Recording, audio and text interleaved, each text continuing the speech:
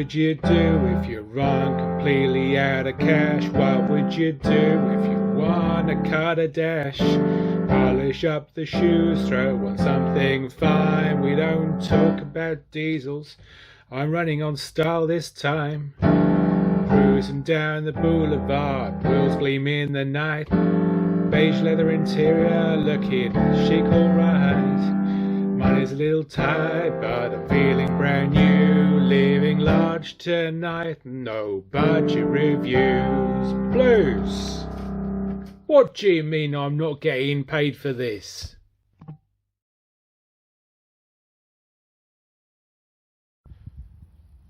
Well, viewers, it's been a long time since we've had a second generation 9.3 on the channel. I've driven a lot of first generation 9.3s. This is the second generation though. These were launched in 2002. They are based on the Vectra C, but actually Saab wasn't happy with that car in terms of using too much of it. So the platform of these is a little bit different, and also the interior. I think there's virtually no Vauxhall or Opel parts in it whatsoever. And of course, as we know, with Saab disappearing in 2012, that was not a policy that really lasted, and they couldn't bring it back from the brink, unfortunately. The very, very late ones of these were produced by a company called Natural Electric Vehicle Sweden in 2014. And I think there's actually a Chinese car that lasted a bit longer that has some elements of this in it. But for all intents and purposes, this car was discontinued in 2012, so about a 10-year production life for this second generation. This is the Aero model. This is a 2006. It has the later dash, but the earlier exterior look. The facelift didn't come in until 2007, so a bit of a sort of crossover car in that way. The Aeros do look really, really good. I mean, you can't buy a nice Aero like this for under £1,000, but if you're going for perhaps a 1.8T or just a standard 1.8 non-turbo, I'm sure you could find one of those. It was okay. One weird thing about this car is that actually they do suffer a bit from rust. We've got down here these arches, and these have been done a couple of times since Willie, who owns this car, bought it, and it has to be done again, which is a shame, because actually the rest of the car is really, really nice. Front of it looks good. We've got some headlamp washers as well, got some nice alloy wheels. Actually, even though this isn't a facelift car, it looks good. I think they've had a good styling department at the time, and like many other people, I do miss having Saab around, even though as a member of Volvo Owners Club I shouldn't say things like that, but I do. So let's have a look at the interior. We'll have a look going to back first. And this, I've been told, isn't the most commodious. Obviously you get an estate instead if you really wanted to maximise your practicality, but majority of these sold were saloons. You can also get a convertible, of course. Ooh, we've got some wood in here, excellent, and a door bin. You can see that these parts are they're not General Motors parts in here. They're all unique to Saab. And these seats, of course, as well. It does feel a little bit snug in here. I mean, the legroom's, it's sort of okay. You have to sit like this. I'm not particularly tall. I'm only about 5'11", so somebody who was 6 foot would maybe struggle a bit. You have to move that seat forward a bit. But we've got the classic Saab head restraints. Even in the back we've got those, and we've got 3 of them in here, and an enormous armrest and a ski hatch, which is currently stuck. Yeah, it's stuck. We're going to have to ignore that for a second, viewers, but yeah, it's very nice light headliner, better than the sunroof perhaps, but it just feels very well made. It feels very upmarket, sort of comparable to the Volvo S40 that I have, which is the same year as this. It's a 2006 as well. You can see why they would compete against each other, and also obviously the S60 Volvo had as well, which again has really bad rear legroom, having driven one of those recently too. So we'll get in the front. Of course, the classic Saab door handles. Shame that electrochromatic mirror hasn't lasted. Weirdly, you turn the light control to the left as opposed to the right, which will turn the lights on, which is different from most cars. This car's got automatic wipers but no automatic lights, which is strange. One thing I have sort of found out and been reminded of since, in the sort of 3.5 years since I filmed a 9.3 of this generation before, is that if you want to actually get the key out, you don't have to lock it in reverse. As you can see, we're in neutral. I reckon Saab sort of wanted to persist with that feature, but people were getting annoyed about the fact that, you know, people didn't understand that you needed to put it into reverse to actually release the ignition lock. So they just made it so you just put it in neutral. It's still done on the floor though, because it's a Saab. I love these cut pods. I remember these. Oh yes, absolutely amazing. Someone took a long time to re-engineer that. Also, this dash is all bespoke. This is the updated dash because it's actually a 56 registration car, even though it's got a personal plate on it now. Turbo boost gauge. We've got the night panel feature that I don't know if we can really see that in daylight, but it's there. Dual zone climate control. Ooh, a little squeak on that. Oh well, never mind. There's the 12-volt lighter in there. Yeah, nice and easy, ready to operate. Particularly standards of today. Traction control there, cruise control on this stalk here. We've got Bluetooth on here if we're lucky, you might have that. And then volume controls for the stereo. Neat way to put the fog lamps either side of the light switch there. But I'm looking forward to seeing that turbo gauge spin, viewers, because that's what it's all about in an Aero, isn't it? Nice way to engineer the glove box. We'll see if my secret mission documents actually go in there in a second. I imagine they probably will. Better. Right, and then got some nice door pockets and a big centre armrest. Actually got a cubby down here as well. You could probably fit your cup in there, couldn't you? And then got space for putting, I don't know, whatever you want. Another 12-volt socket in here. Oh dear, that's not very good, is it, viewers? It's a bit of a shame. Because everything else is pretty nice. We've even got a grab handle for the driver here. I mean, do we think that like the driver's going to want to hold on in corners? I mean, that's literally usually holding the steering wheel. Anyway, never mind about that. Let's get out of my electric heated seats. We've got multi-stage heated seats in this car. Have a look under the bonnet. Okay, viewers, here we have a 2-litre turbo engine. This engine was in the majority of second generation 9.3s with loads of different power outputs. In this case, generating about 207 horsepower. So, massive cover on here, so you can't see an awful lot really. But we can see some GM parts in here. So, for example, this coolant reservoir, that looks very familiar. It's like an Astra H or something like that. Those used to use things like that.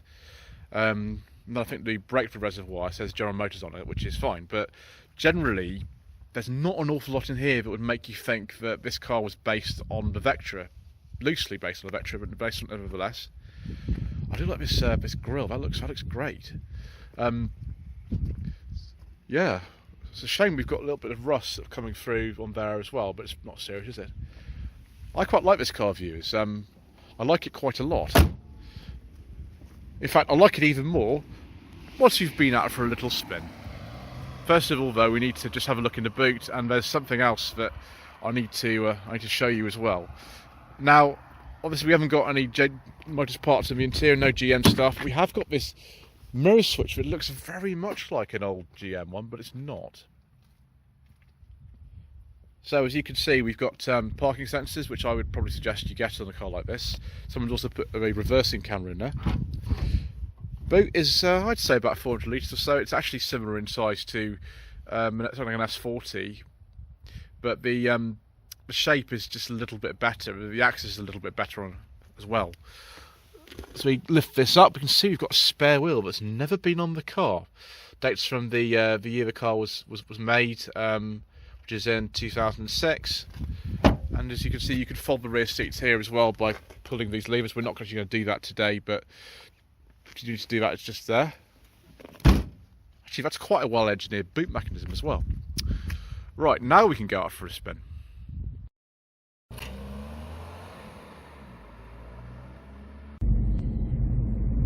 So on these country roads in Essex, what's this 9.3 Aero like to drive? Well, it's towards the top of the range of the petrol models. There were an awful lot of petrol models for these, but far too many really. It gets very confusing, but the bottom of the range car is a 1.8 normally aspirated engine. It's actually a General Motors Family 1 engine with 120 horsepower. Above that, things get a little bit more interesting. So you can go for a common engine is I think this badge is a 1.8T. It's actually a 2 litre with 147 horsepower. Then you can go for the slightly more powerful one, 173 horsepower. Then you can go for this one. This has 207 horsepower. It's not the most powerful turbo 2 litre though, because they started sort of changing the power outputs for these a lot of the time. The biopower models, for whatever reason, which I think were able to run on the 85, they were 170, 197, and then at the end, the 2 litre turbos were changed for 2012 only, 161, and then 213 horsepower. Then we get to the tasty stuff, the really tasty stuff. You get a turbo V6 with either 247 or later ones from 2008, from 2007 onwards to 252. Then right at the end, 2008 to 10, you could get a all-wheel drive V6 turbo with 276 horsepower. There are also some diesels available, but as usual, due to controversial government legislation and all kinds of other reasons, we don't talk about diesels on this channel.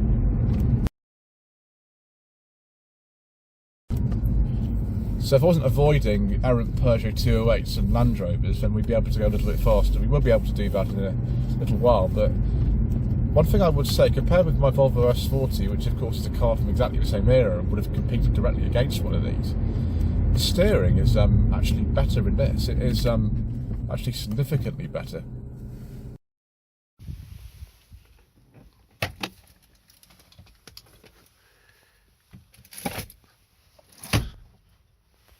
Excellent. I'm going to interrupt this view by telling you about these trim levels in the second generation 9.3, because there's so many of them. There's an unnecessary number of them, really. But then the car was on sale for 10 years, so it might be why. We have the Arc, the Linear, the Vector, the Aero, like this, the SE, which is a sort of later one, the Aero Anniversary, the Aero Carlson. I've seen a Carlson, and they are brilliant. They're a very late V6 turbo model. The Airflow, the Linear SE, the Linear Sport, the Linear Sport Airflow, that's very confusing. The Linear Sport Anniversary, the Turbo Edition, which actually didn't have a 2.8 V6. It had something we can't talk about. The Turbo X, the Vector Airflow, the Vector Sport, the Vector Sport, the Vector Sport Airflow, and the Vector Sport Anniversary. You could get all-wheel drive on certain ones of these. The one that springs to mind immediately is the 2.8 V6 with 276 horsepower in the 9.3X, which is like a 9.3 Estate, but looked a bit like an off-roader. It's quite a nice looking car, actually.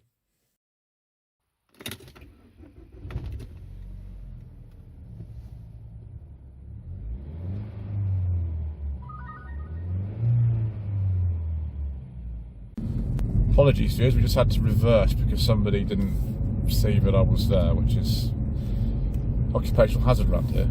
So the suspension actually on this is it's actually quite compliant. It's an Aero model. I have driven a convertible with a standard suspension, and that just felt a little bit sort of soft and floppy. This feels better.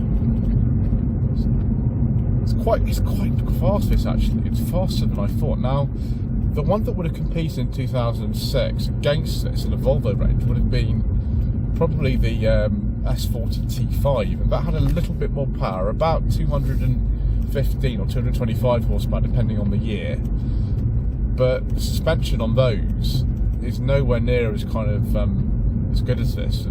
It's fine, it's just a little bit too soft really. This feels a bit more focused, and it's not hard or anything, it's not uncomfortable, but it just feels better, and so does the steering. The steering on this doesn't feel like it's had the feel engineered out of it, which is what Volvo did for the American market for the S40s, but obviously sold them worldwide, which is not what I prefer personally. This is far more kind of like it.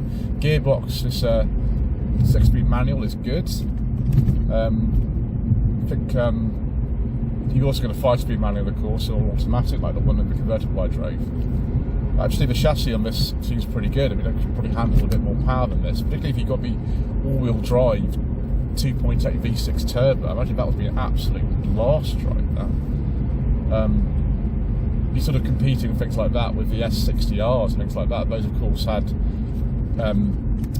all-wheel drive as well, and a little bit more power than this. But yeah, this feels quite usable. The turbo spins nicely in this, so it's good. It's really good, actually. I'm sure if you just had a standard 1.8 non-turbo, it would not be as exciting as this at all. But this is good. Obviously, it depends on what your insurance company says to you, whether or not the Aero is the model for you. But I like it. I like it rather a lot. The gearbox actually is pretty good. It's a little bit stiff at first thing after you start it when it's cold, but it's changing gear really quite nicely now.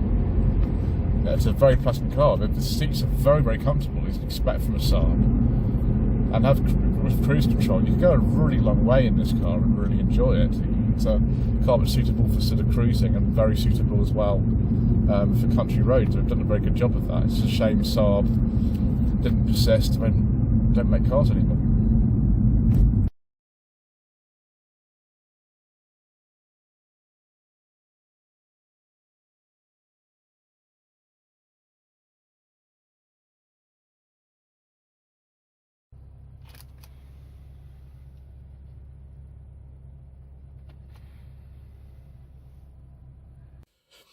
So viewers, I've looked at a list of the common faults for these second generation 9.3s. I actually will add the rusty arches to that as well, because it's not on here.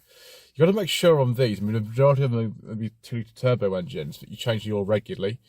Check both these key fobs work. I mean, these are pain. They keep going off all the time if you leave the key in there, which is fair enough, I suppose. The rear suspension pads on these cars tend to wear out too. The anti-roll bar mounts. The interior trim can be a bit fragile. I think it's not too bad in this car. Bear in mind this car is a 2006. It's 18 years old. It's quite low mileage. It's done sort of 90,000 miles, which for a car of this age is quite low, but it seems sort of okay.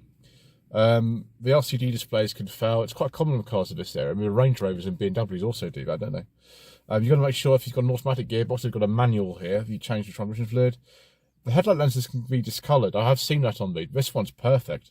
The black panel mode, we've actually tried that, which is good, and then mission key on there. So viewers, should you consider one of these Saab 9.3s for your hard-earned budget, up to £1,000? Well, it won't be an Aero model, that's for certain. You won't be getting one of those for that sort of money. If it's a sort of standard 1.8 with the old Vectra engine, or the 2-litre turbo with a 1.8 badge on it, it's very confusing. It's a 2-litre, but it's a 1.8 badge.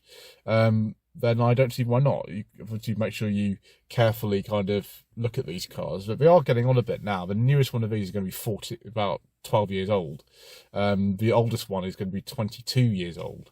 So just like any car like that, just make sure you check them carefully. If you can get a nice full service history, especially from a Saab specialist, that would be quite handy as well. Anyway, thank you ever so much once again for watching. Please don't forget to subscribe to the channel, like this video, comment below, and we shall see you again soon for some more inexpensive motoring.